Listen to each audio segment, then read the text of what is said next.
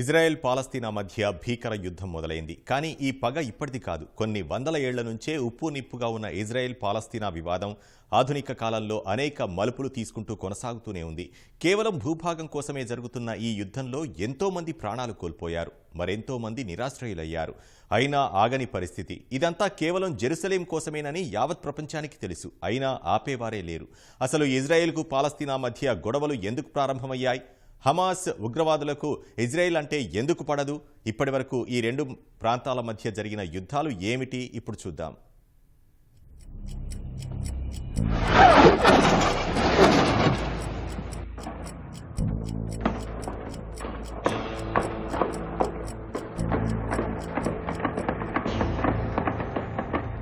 ప్రస్తుతం ఇజ్రాయెల్ పాలస్తీనా మధ్య జరుగుతున్న ఘర్షణలు ఈనాటివి కాదు. దాదాపు కొన్ని వేల సంవత్సరాల క్రితం నుంచి వీటి మధ్య వివాదాలు ఉన్నాయి. అందుకు వేదిక అయింది జెరూసలేం. కానీ ప్రధానంగా క్రీస్తుపూర్వం 750 నుంచి ఈ వివాదం మరింత తీవ్రమైంది. ఆ తర్వాత క్రీస్తు శకం 63 సమయంలో రోమన్ సామ్రాజ్యంలోకి ప్రస్తుతం యుద్ధాలు జరుగుతున్న ఇజ్రాయెల్ పాలస్తీనా వచ్చాయి. కానీ రోమన్లు యూదులను తీవ్రమైన ఇబ్బందులకు గురి చేసేవారు, ఘోరంగా అసహ్యించుకునేవారు. అలా వీరి బాధపడలేక యూదులు యూరప్ తో పాటు అనేక దేశాలకు వలస వెళ్లారు. తర్వాత క్రైస్తవులకు యూదులకు పవిత్ర స్థలంగా జెరూసలేం మారింది. అదే సమయంలో తూర్పు నుంచి వచ్చిన ఇస్లాం రాజులు వేగంగా జెరూసలేంతో పాటు చుట్టుపక్కల ప్రాంతాలను ఆక్రమించారు.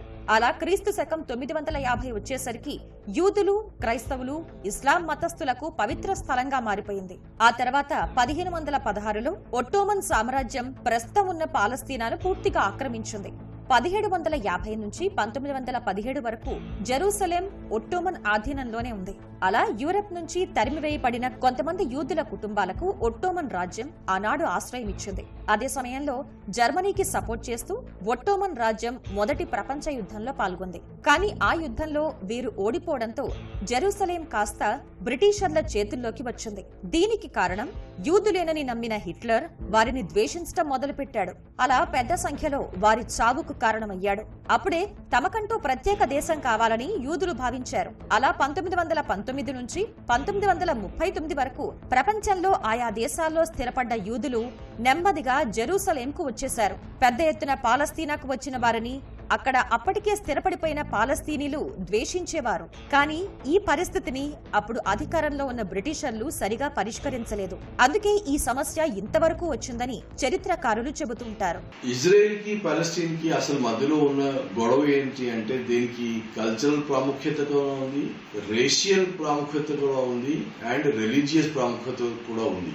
ఇజ్రాయెల్ అనే భూభాగం ఏదైతే ఉందో అది అబ్రహామిక్ రిలీజియన్స్ ఏవైతే ఉన్నాయో అంటే జుదాయిజం కావచ్చు, క్రిస్టియానిటీ కావచ్చు, ఇస్లాం కావచ్చు, ఆ మూడికి కూడా జెరూసలేం ఏదైతే ఉందో అది ఈ మూడు రిలీజియన్స్ కూడా అతి most holiest of the places.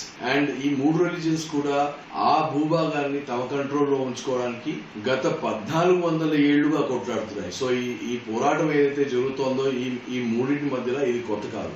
నాజీల చేతిలో యూదుల ఊచకోత, రెండో ప్రపంచ యుద్ధం తర్వాత యూదులకు ప్రత్యేక దేశం కావాలన్న డిమాండ్ మరింత పెరిగింది. అప్పుడే అంటే 1947లో పాలస్తీనాను రెండుగా విభజించి యూదులకు, అరబ్బులకు సమానంగా పంచివ్వాలని, జెరూసలేంను అంతర్జాతీయ నగరంగా ప్రకటించాలని ఐక్యరాజ్య సమితి సిఫారసు చేసింది. కానీ అరబ్బులు అందుకు సమ్మతించలేదు. 1948లో బ్రిటిష్ వాళ్లు ఆ ప్రాంతాన్ని విడిచి వెళ్లిపోయిన తర్వాత యూదులు ఇజ్రాయెల్ దేశాన్ని ఏర్పాటు చేస్తున్నట్లు ప్రకటించి మే 14న ఇజ్రాయెల్ దేశంను ఏర్పాటు చేశారు.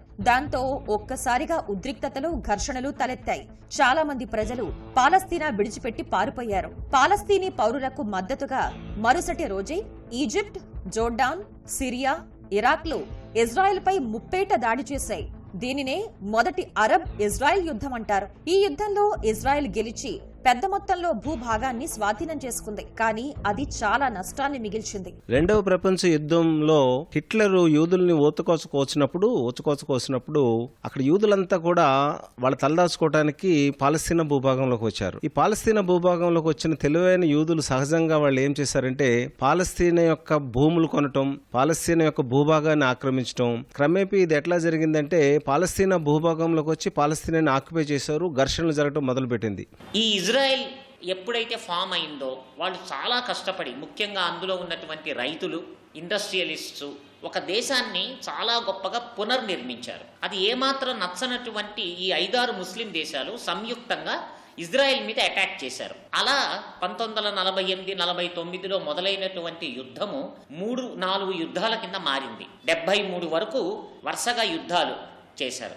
చేస్తే ఎంతో కష్టపడి ఇజ్రాయిల్ దేశము తమ మాతృ భూభాగాన్ని ఏదైతే ఏర్పరచుకున్నారో ఆ మాతృ భూభాగాన్ని పరిరక్షించుకున్నారు. యుద్ధ చరిత్రలో చాలా గొప్ప అధ్యాయం. వాళ్ళు 3 అరబ్ ఇజ్రాయెల్ వార్స్ యుద్ధం చేసి 3తో విజయం సాధించారు. అయితే ఈ పాలస్తీనా యొక్క ఏదైతే ఉద్దేశం ఉన్నదో, ఇజ్రాయెల్ అనేది మాకు వద్దు, మేము పూర్తి స్వతంత్రంగా ఈ పాలస్తీనా ప్రజలు ఉంటారు, ఇజ్రాయెల్కి అక్కడ భూభాగం కల్పించటం ఏమాత్రం మాకు సమంజసం కాదు అన్న ఆ వాళ్ళ యొక్క డిమాండ్ ఏదైతే ఉన్నదో రావణ కాష్టంలాగా ఈ రోజుకి నలుగుతూనే ఉన్నది.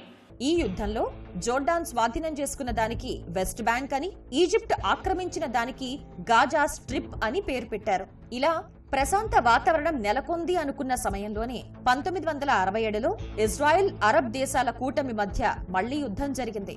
ఈ యుద్ధంలో ఇజ్రాయెల్ అరబ్ దేశాలపై భారీ విజయం సాధించింది.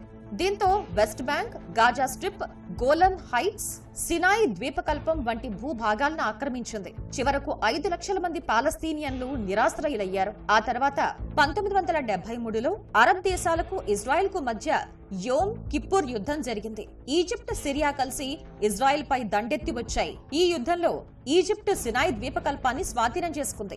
1982లో ఇజ్రాయెల్ సినాయి ప్రాంతం నుంచి వైతొలిగింది. కానీ గాజా ప్రాంతంపై పట్టు వదల్లేదు.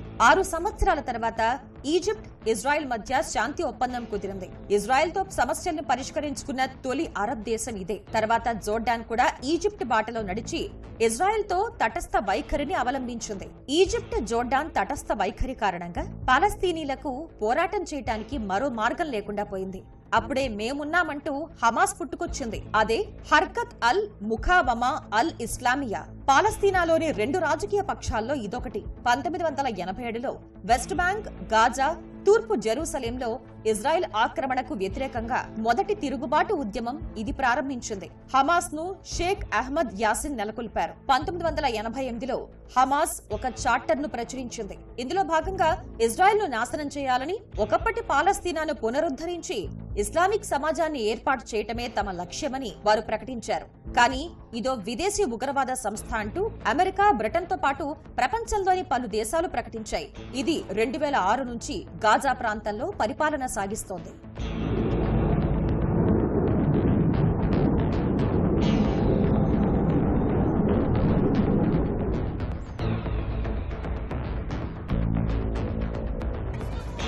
Is er. Is er